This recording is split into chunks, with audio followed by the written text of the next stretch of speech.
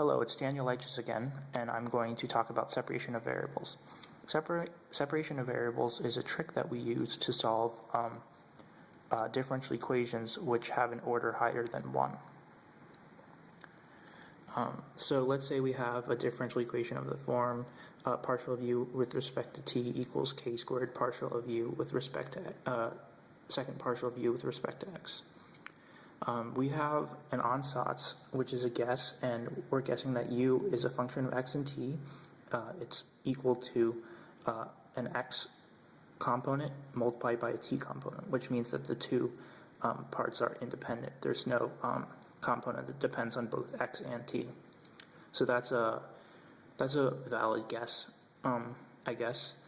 And using this, that there are two separate parts to it, we can find the partial of u with respect to t and the partial of u, the second partial of u with respect to x. And that's simply, you can see here that simply you just take the derivative of t with respect to t and the second derivative of x with respect to x. And this is just treated as a constant because there's no x in it, and this is just treated as a constant because there's no t in it. So we can plug those into the original equation and get something of this form. And to do the separation of variables step, what you want to do is multiply both sides of the equation by 1 over u. As you remember, this is u. And then you receive an equation that has the t's separated from the x's. And you can see t prime over t equals k squared x prime over x. And now that we have a t side equal to an x side, we notice that because they're equal, they both equal a constant. So we're going to choose this constant to solve the differential equation. We can choose any constant, but I'm going to argue that we should choose the constant negative alpha squared. I'm arguing that we should choose this constant because I've looked ahead and I've seen that this gives us a solution in the simplest form. It gives us a solution that uses sines and cosines and not sinus and coshes. If we had used alpha squared, we would have gotten sinus and coshes, and it would have made life a lot harder. We wanted a periodic solution. That's another reason why we chose negative alpha squared. And as you can remember from the first third of the class, if you solve a second order ordinary differential equation and set it equal to negative alpha squared, you'll receive an answer in the form of sines and cosines. So first, let's set this half equal to negative alpha squared. Then we can get t prime equals negative alpha squared t. And so this is saying the derivative of t with respect to t is negative alpha squared times the original function. So that reminds us of our exponential function. So it's our exponential function raised to the negative alpha squared t. So you can see the derivative of this with respect to t is negative alpha squared a e to the negative alpha squared t. So it's basically this right here. The reason we choose a is because we don't know what the constant is. We don't know what the initial value is. And the whole family of these functions with a ranging from negative infinity to infinity all satisfy this equation.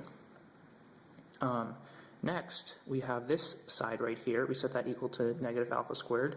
And this is going to give us our sines and cosines part. So as you can see, x double prime equals negative alpha squared over k squared x.